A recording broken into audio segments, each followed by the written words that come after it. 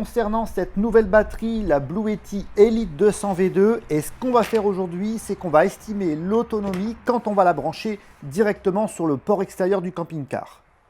Je vous détaillerai toutes les caractéristiques de la batterie à la suite de la vidéo, mais sachez qu'elle va se comporter comme une borne de camping de 10 ampères environ. Elle va envoyer du courant alternatif directement comme un groupe électrogène, mais avant tout, si vous en avez la possibilité, il faudra quand même veiller à désactiver le chargeur interne de la batterie cellule de votre camping-car, si bien sûr c'est possible. Le principe de ce branchement est simple, là je vais activer le courant alternatif, on aura du courant alternatif qui va sortir par les prises CA de la batterie et qui va rejoindre la prise CE P17 du camping-car. On va maintenant aller vérifier dans le camping-car comment ça se comporte. Eh bien regardez, le panneau de commande du camping-car a bien détecté une source d'alimentation externe avec le symbole prise. Je vais allumer par exemple l'éclairage pour voir si on n'a pas d'anomalie particulière sur le camping-car. Bien sûr que non, on a un courant alternatif de la même qualité qu'une borne de camping ou alors à la maison. Mais ce qui est le plus intéressant, eh bien, c'est de faire un test sur le frigo. Parce que c'est là vraiment où ça va se jouer quand vous êtes en itinérance. Eh bien, vous allez pouvoir profiter de cette batterie pour alimenter votre frigo. Et encore une fois, ici, le Trimix fonctionne bien en électricité. Donc cette solution est tout à fait intéressante, surtout si vous êtes à court de bouteilles de gaz. J'ai fait quelques tests et quelques relevés de consommation. Si vous utilisez le frigo seul, avec cette batterie, vous allez pouvoir tenir 1 jour et demi. Si vous utilisez une télévision par exemple, la Blue Yeti pourra l'alimenter pendant 25 heures, c'est vraiment important. Si vous vous servez de la Blue Yeti uniquement pour l'éclairage, alors là c'est plus de 90 heures, donc autant vous dire que vous êtes vraiment à l'aise. Autre exemple, si vous utilisez un ordinateur portable avec un petit modem 4G, et bien là vous allez avoir une autonomie de 30 heures. Et j'ai enfin calculé que pour un usage classique de tous ces produits de manière combinée, vous allez pouvoir tenir entre une journée et une journée et demie. On retiendra bien sûr l'intérêt du frigo en itinérance comme je vous l'ai montré précédemment, mais on peut également faire un test de chauffage. Moi je dispose d'un chauffage 900 ou 1800 watts électrique par mon Truma, donc on va faire une estimation de l'autonomie si jamais on se chauffait grâce à cette batterie. Alors attention, je tiens à préciser que tous les tests d'autonomie qui ont été réalisés ont été faits sans raccorder la batterie à un panneau solaire. Si on regarde l'écran LCD de la batterie suite à l'allumage du chauffage 900 watts, on voit qu'elle arrive très facilement à encaisser cette puissance de chauffage. Il faut savoir que cette batterie est capable de délivrer jusque 2600 watts de puissance, donc bien au-delà des 10 ampères d'une borne de camping.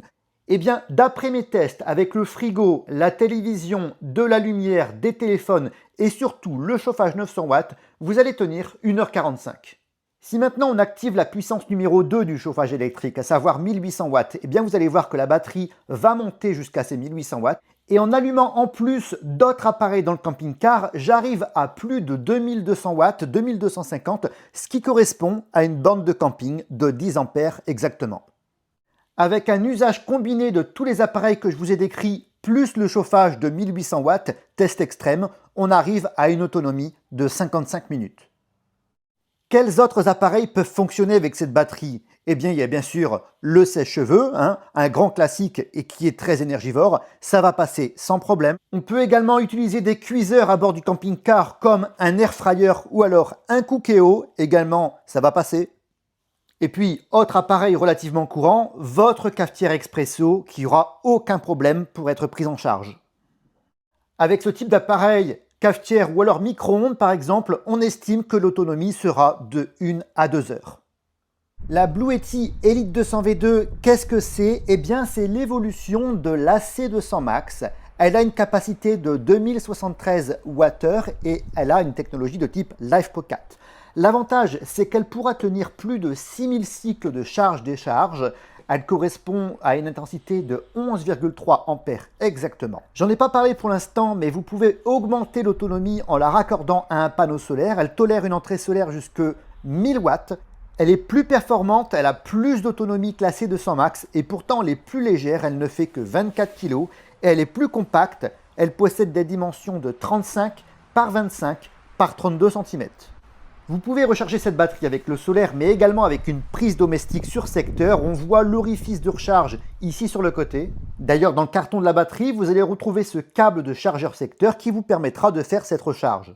1 heure seulement pour la recharger à hauteur de 80%. Cette batterie possède donc son propre régulateur MPPT, son propre BMS pour la gestion de la batterie et peut fonctionner à des températures allant de -20 à 40 degrés en décharge et de 0 à 40 degrés en charge. Un grand écran lumineux vous permet de retrouver toutes les informations sur l'utilisation de la batterie en cours, c'est-à-dire sa charge, sa décharge, son mode de fonctionnement. Et vous avez également des boutons physiques qui vous permettent d'allumer la batterie, de contrôler le courant continu et le courant alternatif, parce que vous avez bien sûr des ports USB-A, des ports USB-C, des sorties courant alternatif en 230 volts. Mais ce n'est pas tout, sur le devant de la batterie, vous avez également cet orifice d'entrée solaire avec un port XT60, c'est du classique, c'est ce qu'on peut retrouver sur les batteries, sur les drones par exemple, et d'ailleurs la société vous fournit le câble XT60 d'un côté, avec de l'autre côté, eh bien, des fiches MC4.